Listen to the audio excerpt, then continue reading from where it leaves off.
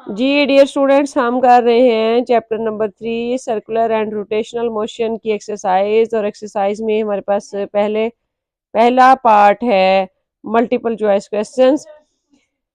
इसमें हमारे पास फर्स्ट क्वेश्चन है the ratio of the angular speed of the minute hand and hour hand of a watch is.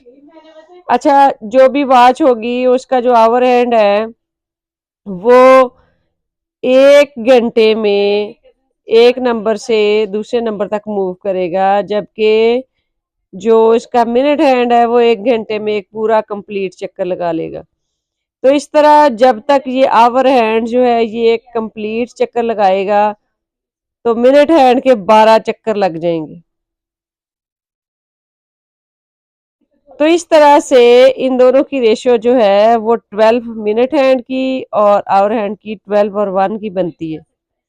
यानी minute hand के 12 rounds और our hand का ओनली 1 राउंड। तो ये आंसर इसका ठीक है।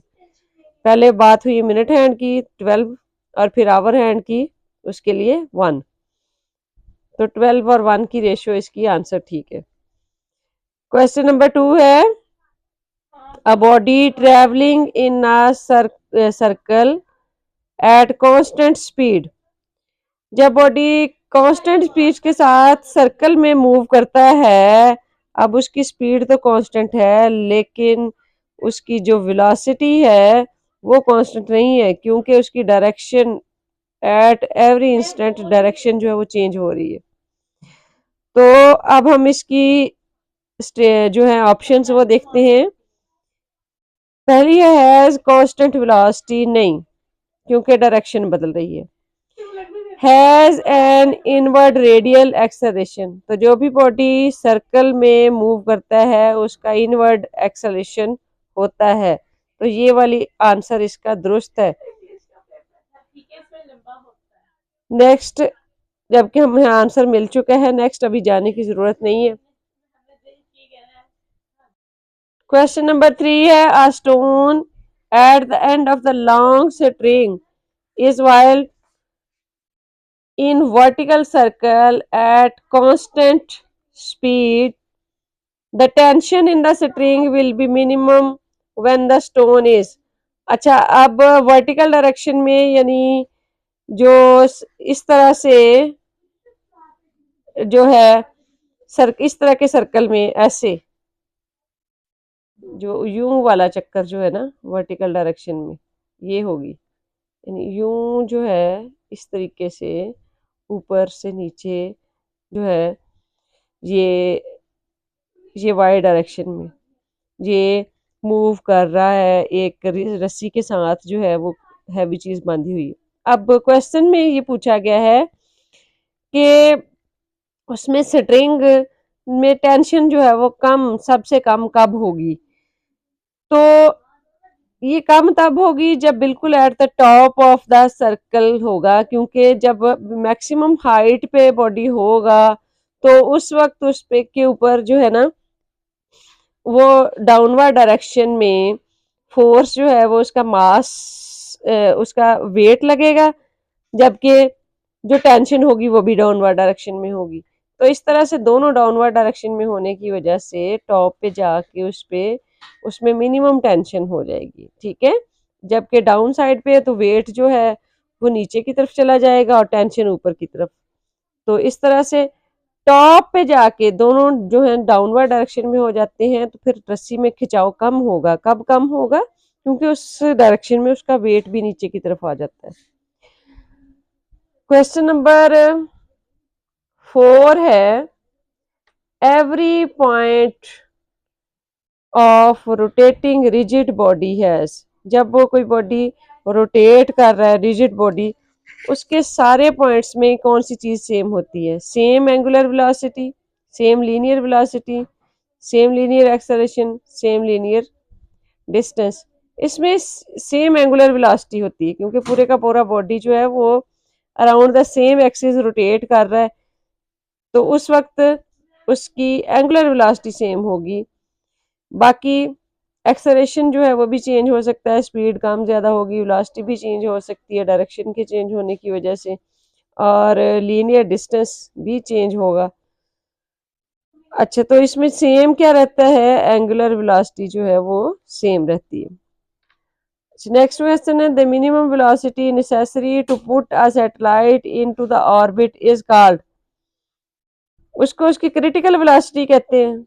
मिनिमम का मतलब क्रिटिकल वैल्यू या मिनिमम वैल्यू, उसको क्रिटिकल वेलोसिटी भी कहते हैं और मिनिमम वेलोसिटी भी कहते हैं। ठीक है, नेक्स्ट है 3.6 an astronaut is orbiting around the earth in a large capsule। तो अगर अराउंड द अर्थ जो है वो किसी भी चीज में कोई मूव कर रहा है, तो इसका मतलब ये है कि वो बिल्कुल ऐसे मूव कर रहा है जैसे कि सैटेलाइट मूव करता है अराउंड द अर्थ। तो वो क्या है, वो एक सैटेलाइट ही बन जाता है। Then he will be in state of weightlessness with respect to the capsule. He is freely falling towards the earth. अब इसमें वेटलेसनेस भी होगी, क्योंकि जब आर्टिफिशियल सैटेलाइट है, जब तक हम उसमें आर्टिफिशियल ग्रेविटी नहीं क्रिएट करेंगे तो वो क्या होगा, वो तब तक जो है रोटेशन नहीं ना क्रिएट करेंगे, तो वो क्या होगा, उसमें वेटलेसनेस होगी। दूसरी बात, फ्रीली फॉलिंग भी होगा, हर सैटेलाइट फ्रीली फॉलिंग होता है। तीसरी बात, a ball projected at the angle has the straight line path as observe by him. यानी कि अगर ये अर्थ है और ये जो है वो यहाँ पे कैप्सूल में जो है वो मूव कर रहा है, तो अगर यहाँ पे कोई बॉल जो है वो प्रोजेक्ट की जाए, कोई ऐसे बॉल फेंकी, तो इसके लिहाज से, जैसे ये है इसके लिहाज से ये इधर को उधर मूव कर जाएगा, ऐसे बॉल मूव कर रही है, तो इसके लिहाज से अगर ये देखेगा तो इसको ऐसे ही लगेगा कि स्ट्रेट लाइन में मूव कर रही, तो ये स्ट्रेट पाथ ही होगा इसके लिहाज से। तो इसके लिए ये सारी स्टेटमेंट्स जो है वो करेक्ट हैं, तीनों ही। ठीक है, तो आंसर क्या हो गया इसका, ऑल ऑफ द अबव। 7 है कि an object in uniform circular motion makes 10 revolution in 2 seconds. 10 revolution 2 second का मतलब है कि 5 रेवोल्यूशन जो है वो 1 सेकंड में हो जाएंगी। तो उसकी देन द फॉलोइंग स्टेटमेंट, कौन सी स्टेटमेंट इनमें से ट्रू है, इट्स पीरियड इज 2 सेकंड, ये सही नहीं है। पीरियड तो 1 सेकंड में, आपने देखा है कि 1 सेकंड में 5 चक्कर उसके लग रहे हैं, तो ये नहीं होगी। इट्स पीरियड इज 20 सेकंड, ये भी नहीं है। द फ्रीक्वेंसी इज 5 हर्ट्स, ये हमने देखा है कि 1 सेकंड में 5 चक्कर लग रहे हैं, तो फ्रीक्वेंसी क्या होती है, 1 सेकंड में कितने चक्कर लग रहे हैं उसको फ्रीक्वेंसी कहते हैं।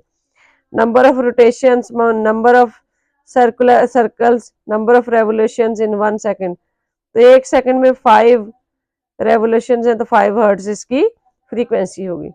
इट्स फ्रीक्वेंसी, ये तो अब करेक्ट हमारा आंसर मिल गया, हमें और जाने की जरूरत ही नहीं है। अच्छा जी, नेक्स्ट है question number 8। A man inside the artificial satellite feels weightlessness because the force of attraction due to earth is।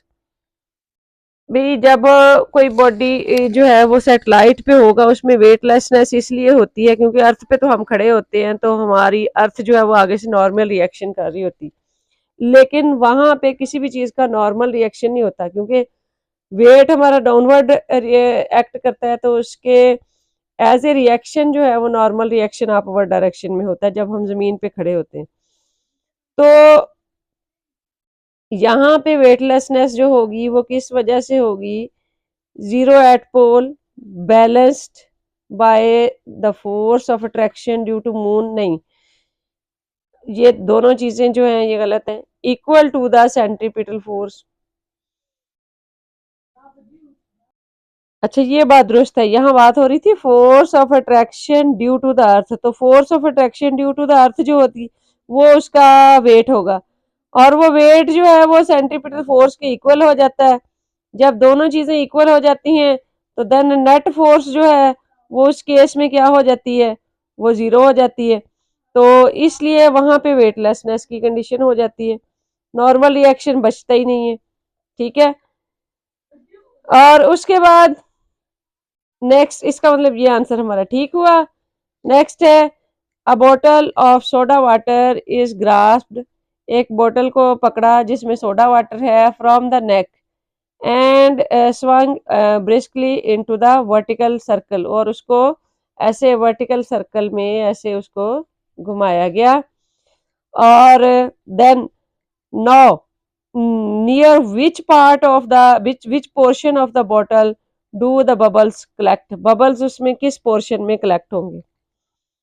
तो बबल्स जो होते हैं नेक के पास अगर देखें तो वहां थोड़ी सी खाली जगह होती है, तो बबल्स जो होंगे वो नेक के पास ही होंगे, near the neck of the bottle.